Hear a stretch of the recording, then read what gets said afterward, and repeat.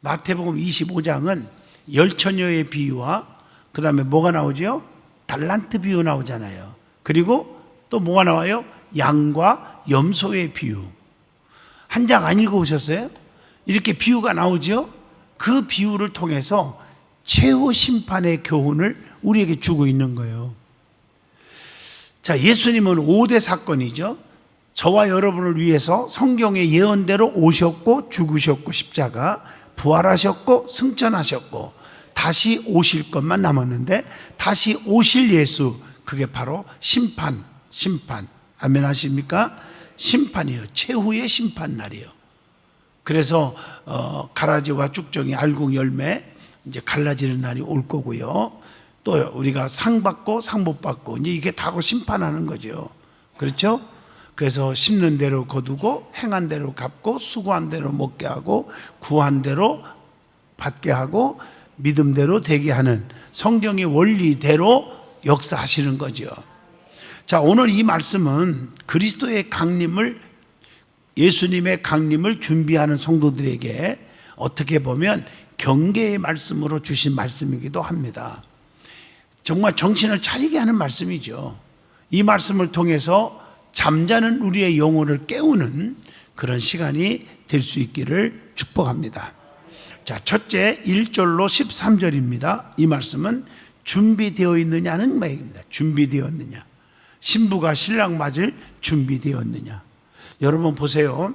아무리 가난해도요, 신부가 이제 신랑을 맞이할 때, 결혼할 때 아무리 가난해도 목욕은 하고 미용실에 들려서 훅거실을 하던 파마를 하던 뭐 지바고를 하던 이렇게 늘어뜨리는 게 지바고죠, 그죠? 그걸 하던 아니면은 내가 우리 누님들 결혼할 때 그 미용실 가서 하는 거 다 들어서 알아 얘기해요, 진짜. 구르무를 바르던 파운데이션을 바르던 쭈다낙을 바르던 뭐 좀 여유가 있으면 아이크림도 좀 바르던 뭐 그거야 본인의 마음이지요. 그 정도는 준비하고 그리고 옷 입고 정말 그리고 신랑을 맞이하잖아요. 기본적인 준비는 가난해도 한다고요. 이해하시면 아멘. 마찬가지로 신랑을 맞이하기 위해서 기다리는 열처녀의 이야기로부터 오늘 말씀이 시작됩니다. 이번 잔치는 신랑이 밤중에 오게 되었다, 그런 얘기예요. 아멘. 신랑이 밤중에 오게 되었다. 자, 이 비유는 영적으로는 우리는 신부되는 성도, 신랑은 예수님. 아멘 하시죠? 그렇게 생각하고 이 말씀을 좀 보시면 좋아요. 그래서 신랑을 맞이하기 위해서 뭐가 필요했느냐?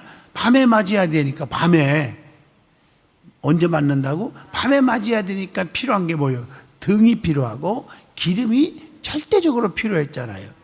그래서 10명 모두 다 등과 기름을 준비했다는 거예요, 1절에. 그런데 문제가 생겼어요. 신랑이 도착이 예정보다 너무 지체하고 늦어요. 더디 왔어요, 더디. 그러니까 졸기도 하고 뭐 졸음이 막 쏟아지고 그런 거잖아요. 졸음을 참지 못하고 견디다 못해서 모두 다 잠이 들어버렸다. 그게 5절에 나오죠. 자, 신랑이 도착했다는 소식이 들려요. 그래서 함께 두 부류의 모습이 딱 나타납니다. 10명의 처녀들 중에 5명만 등과 기름을 준비했고요. 9절에 나오죠. 그리고 나머지 5명은 3절에 나오죠. 등만 준비했어요. 기름을 준비하지를 못했어요. 자, 이걸 준비한 자를 뭐라고 그래요? 슬기로운 자. 준비하지 못한 자를 미련한. 그래서 슬기로운 기름 준비한 5처녀. 설교할 때 그랬죠? 또 미련한 기름 준비하지 못한 5처녀. 그러니까 항상 이렇게 양면성이 있잖아요. 천국, 지옥. 예수 신랑 맞을 사람, 못 만날 사람. 맞죠? 맞아요? 그래서 천국이냐, 지옥이냐, 축복이냐, 저주냐, 5처녀냐, 기름 준비한 5처녀냐, 미련한 기름 준비하지 못한 5처녀냐. 이런 설교 들어본 적 있잖아요. 양이냐, 염소냐, 뭐 이런 얘기들이에요. 알곡과 열매냐, 쭉정이냐, 가라지냐, 이렇게 갈라진다고 얘기했죠. 결국은 천국이냐 지옥이냐. 자, 영에 속한 자냐 육에 속한 자냐, 이거죠. 그래, 육에 속한 자는 사망에 이르고, 로마서 8장 5절로 6절에 영에 속한 자는 생명과 뭐 줘요? 평안을 얻는다. 믿어지면 아멘. 자, 그래서 이렇게 갈라진다, 구별시키는 날이죠, 심판. 자, 이 말씀의 비유를 보면서 다섯 처녀의, 열 처녀지요. 기름 준비한 다섯 처녀, 준비하지 못한 다섯 처녀, 슬기로운 다섯 처녀, 미련한 다섯 처녀. 이 비유의 말씀인데, 주님이, 이게 주님의 강림에 대한 그 비유로 이 말씀을 쓰여진 거예요. 중요한 것은 어떻게 준비를 잘하고 있느냐 하는 겁니다.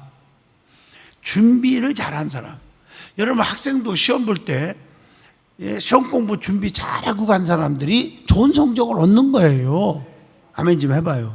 영적으로 성도들도 기도로 준비를 많이 한 자들이 어떤 어려움 시험거리가 와도 극복을 하는 거예요.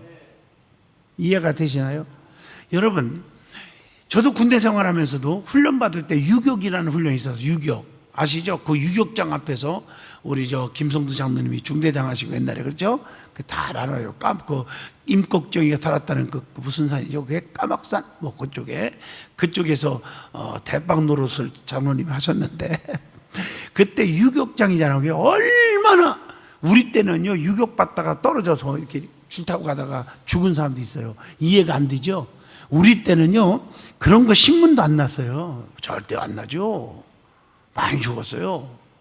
뭐 저 북한 그 간첩들이 말이요, 인민군들이요 멀리 보초선인데 좋은 사람들 그 틈을 벌써 알고서는 많은 경우를 다 보고, 아 저것도 좋네 이래가지고 그 틈으로 철좀 막 뚫고 잘라가고 들어와서 막사에다 수류탄도 던지고요. 또 자는 막사에 가서 저기 목을 베가고, 이게 힘드니까 다 가져가야 되니까 상 받으려면 그것들이 막 귀만 베가고, 자고 일하니까 막 귀에서 피 떠서 되고, 맞죠? 그런 일이 종종 있었습니다, 우리 때는요. 그래서 보초 서는 사람들이 그 보초 서다가 1시간, 2시간씩 교대로 쓰거든요. 쭉 쓰는 거예요, 철조망을.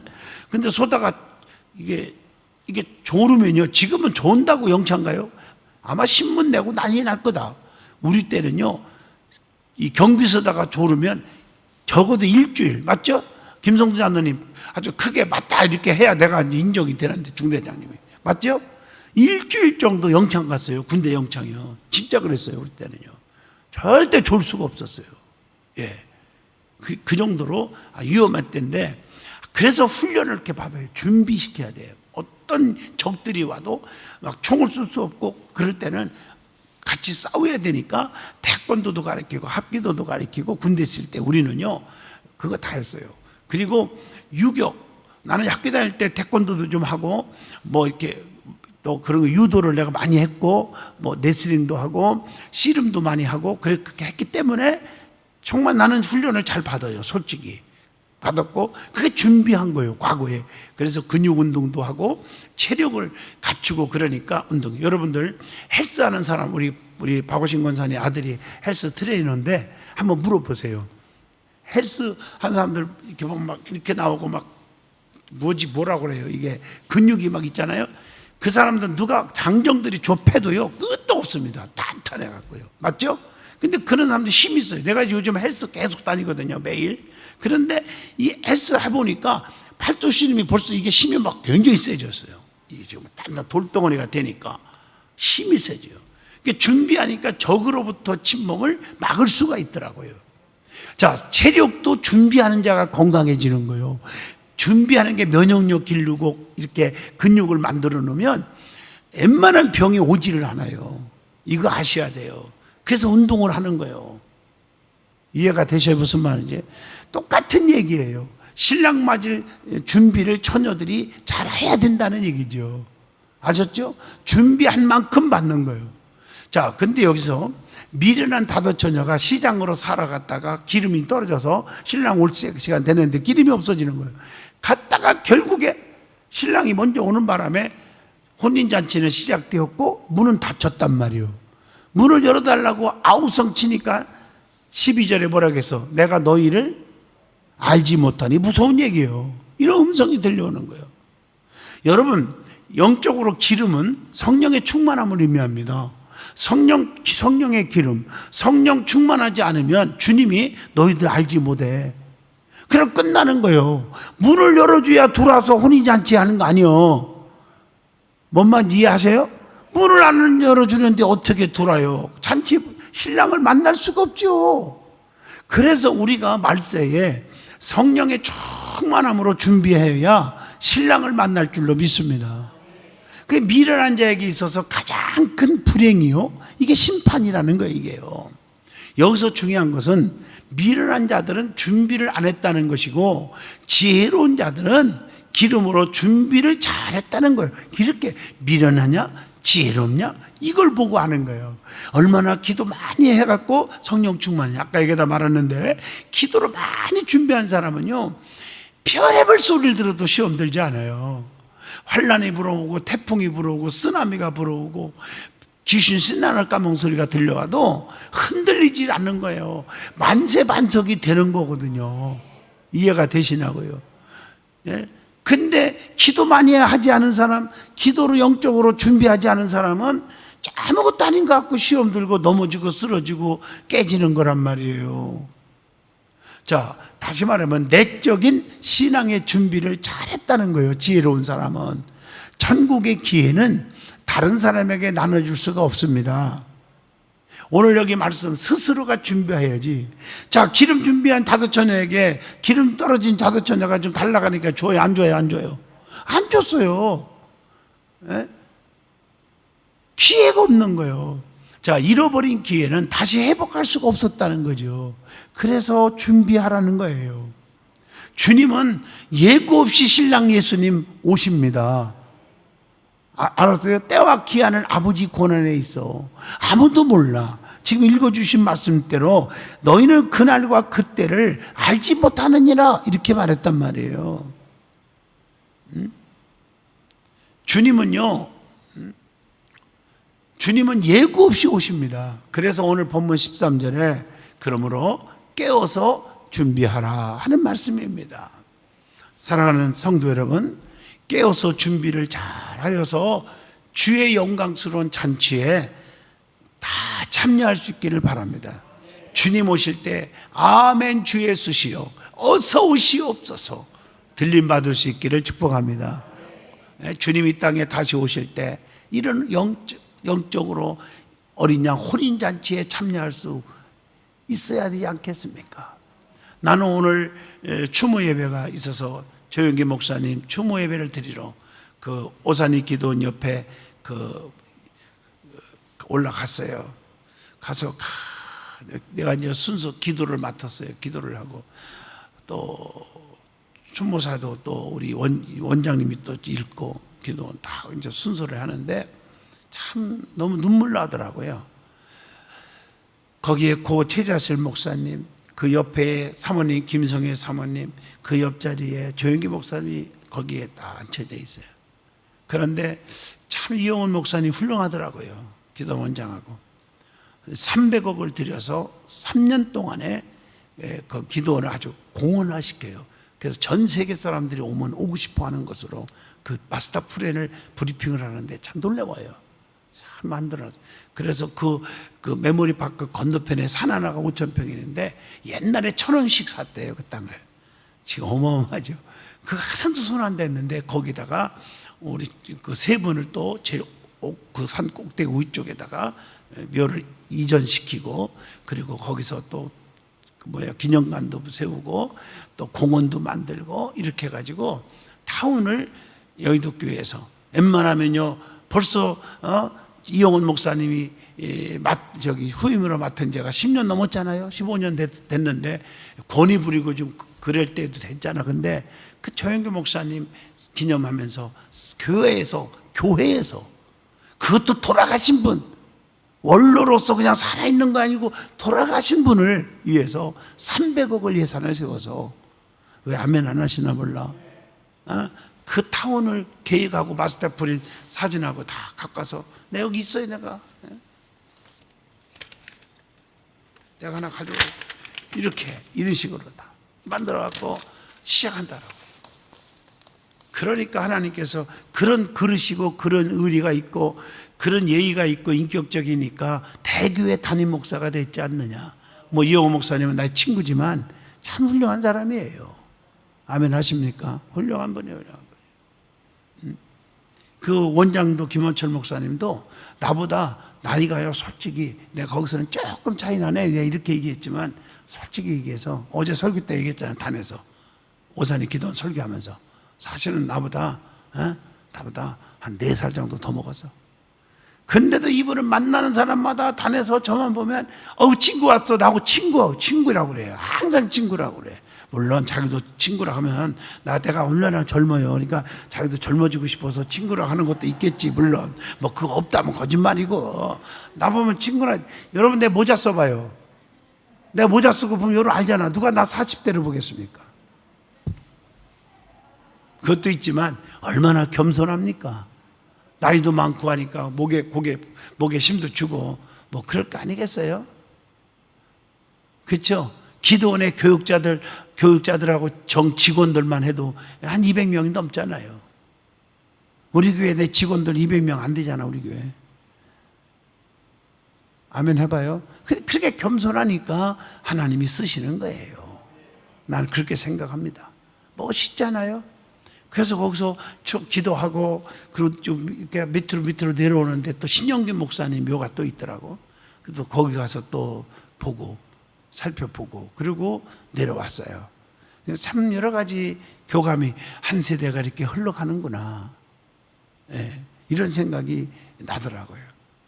거기 올라가면서 조영규 목사님이 이 무덤들을 이렇게 많이 이렇게 해주면서 교인들을 쫙 해놓으면서 자기가 올라와서 거기에 누워있을 줄을 생각을 했겠는가.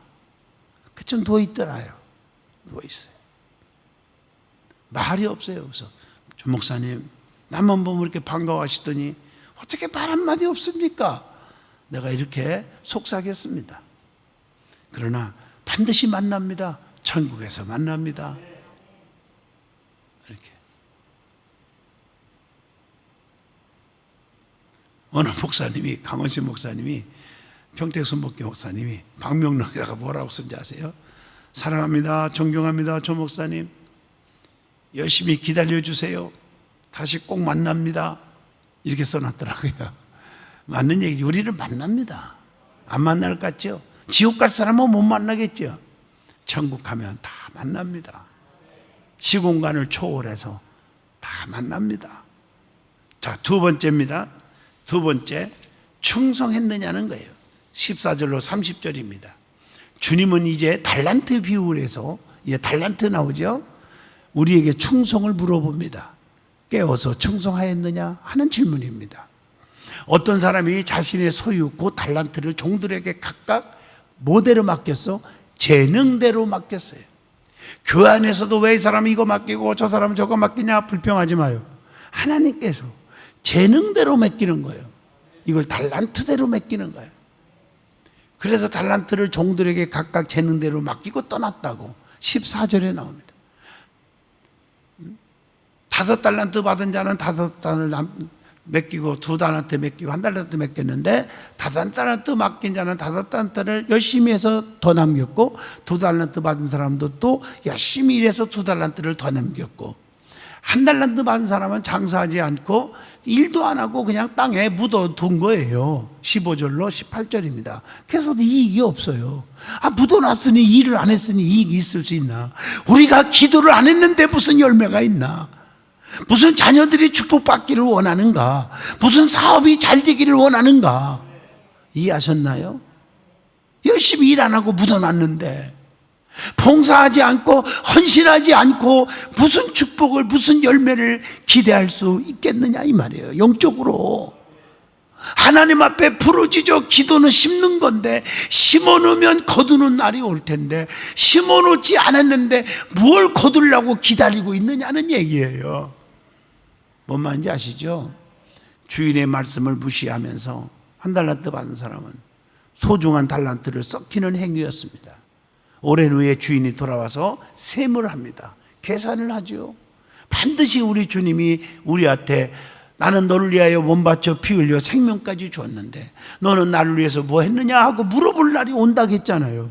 계산할 날이 온다고요. 내가 너 집사로, 안수 집사로, 권사로, 장로로, 구역장으로, 지역장으로, 성가대로 다 맡겼는데 너 뭘 남겼느냐 하고 질문을 한다는 거예요. 5달란트 남긴 자는 주님으로부터 21절에 뭐라겠어? 착하고 충성된 종아 잘했도다. 네가 작은 일에 충성하였으며 더 많은 것을 내게 주며 내 주인 내게 맡기리니 내 주인의 즐거움에 참여할지어다. 2달란트 받은 사람도 똑같은 내용으로 칭찬을 합니다. 인간적으로 말하면 2달란트는 2달란트 더 남겼고 5달란트 사람은 5달란트 더 남겼어. 그 남긴 양을 보면 2.5배요. 근데 똑같은요. 배로 남겨. 얼마나 최선을 다했느냐 이걸 보는 주님이시라 이 말이에요. 아멘. 주님은 우리에게 작은 일이든 큰 일이든 상관없이 충성을 요구합니다. 계시록 2장 10절 지금은 환난 속이죠. 그 환난 가운데서도 네가 죽도록 충성하라. 그리하면 내가 생명의 면류관을 내게 주리라. 이렇게 말씀하신 줄로 믿습니다.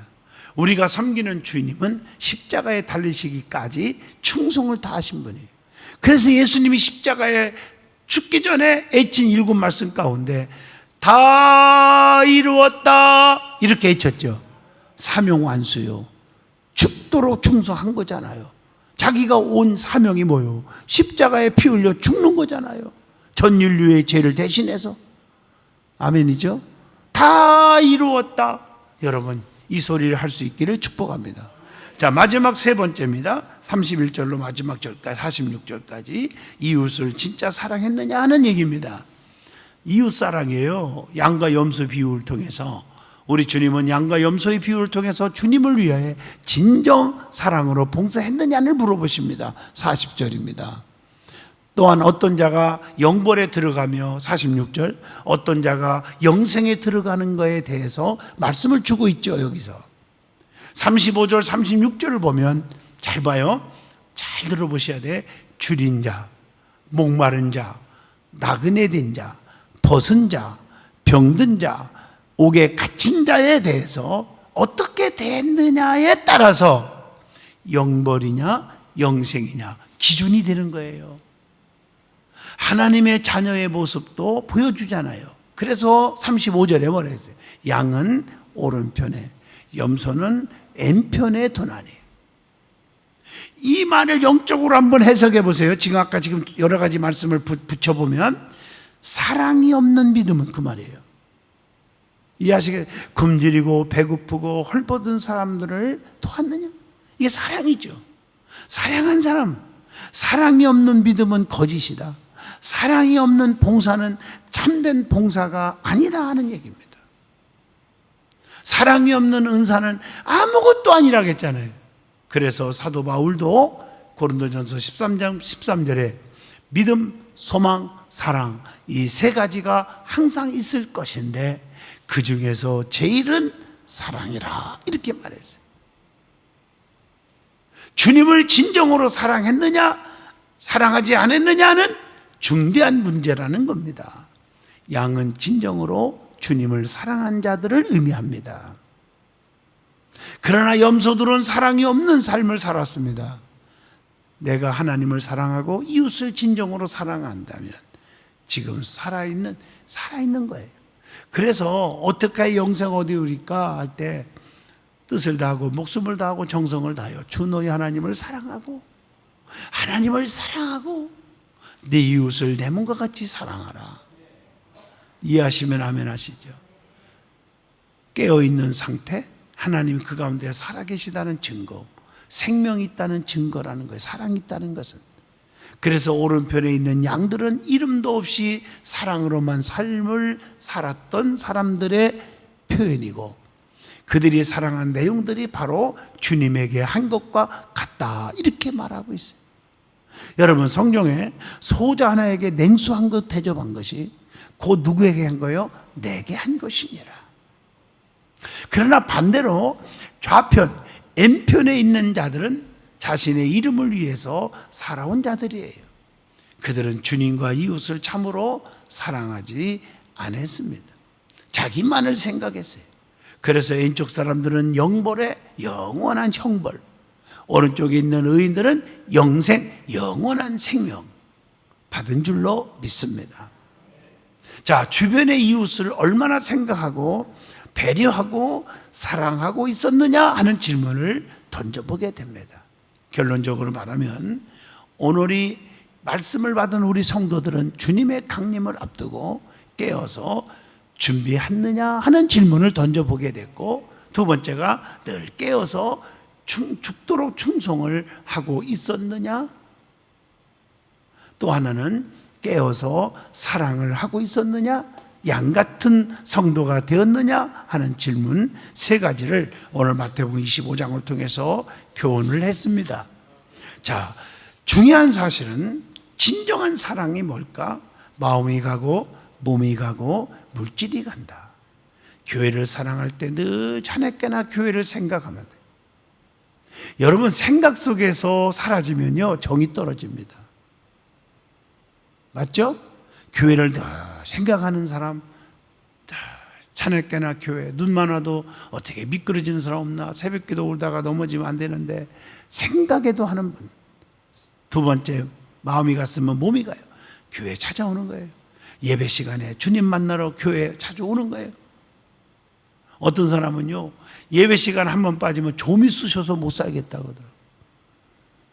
그래서 예배 시간만 되면 그냥 그 시간 전에 막 몇 시간 전부터 일어나갖고 막, 저는요 그렇게 부흥회를 전 세계를 다니고 여행 그렇게 신물나게 다니는데도요 어디 여행 간다 그러면요 한 달 전에 짐 다 끌어버립니다. 다 싸놔요. 진짜요. 다 짐 다 싸놔요. 그 준비 다 하는 거예요. 준비 다 완벽하게 준비하고 다 거기 갈 곳을 생각해요. 아, 가면 어떻게 어디 있을까? 성도들하고 여행 갈 때도 가면 무슨 구경을 시켜줘야 할까?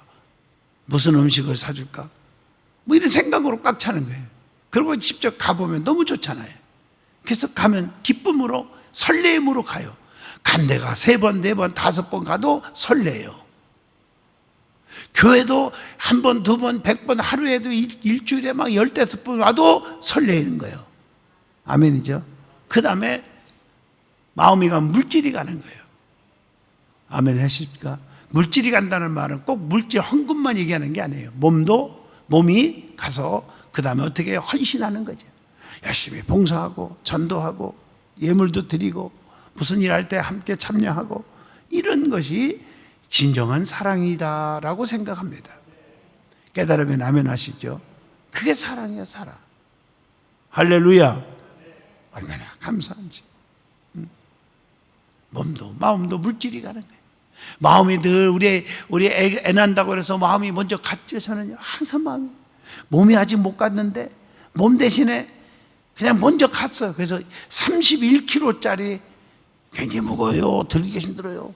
짐을 싸서 친정어머니, 우리 며느리 친정어머니가 어제 그저께 미국 갔거든요. 애기 받는다고 갔는데 일주일 만에 간다 가는 게 애가 3일 일찍 나오는 바람에 안 갔으면 큰일 날 뻔했잖아요. 이게 미리 준비하는 사람이 되는 거예요. 맞죠? 그런데 거기에 애기 옷도 거기다 넣고 모자도 넣고 애기 신발, 이쁜 신발도 이렇게 털신발 같은 거 사다 넣고 골고루요. 뭐 그냥 앉는 게 없어. 다 내가 이것저것 사서 다 챙겼어요. 예, 챙겼어요. 넣었어요. 그래서 몸은 못 가지만 몸이 간다고 생각하고 오늘 아침인가요? 미역국을 먹었어요. 며느리는 못 먹지만 우리가 대신 미역국 먹을게. 아니 진짜 미역국 먹었어요. 그걸 먹으면서 그렇게 얘기했다니까요. 네, 미역국을 먹었어요. 2그릇이나 먹었어요. 네. 진정한 사랑은 마음이 가고 몸이 가고 물질이 갑니다. 보면 또 보고 싶고 또 보면 또 보고 싶고. 나는 여러분들요 이렇게 예배 시간에 보면 지금 벌써 10시 다 됐는데 이렇게 보면요 보내고 싶지가 않아요. 계속 보고 싶고 사랑하니까. 아멘 하십니까? 기도해주고.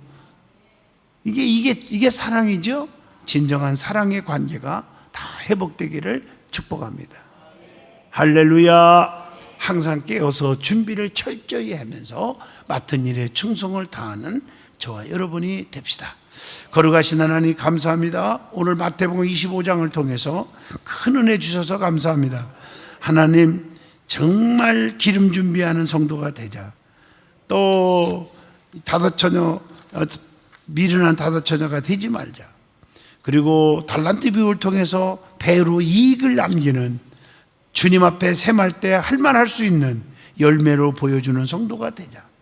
그리고 양 같은 자가 돼야지 염소 같은 자가 되지 않고 진정으로 사랑하는 성도들이 되자고 은혜를 받았습니다. 가슴에 새기게 하여 주시옵소서. 예수 이름으로 기도합니다. 아멘. 492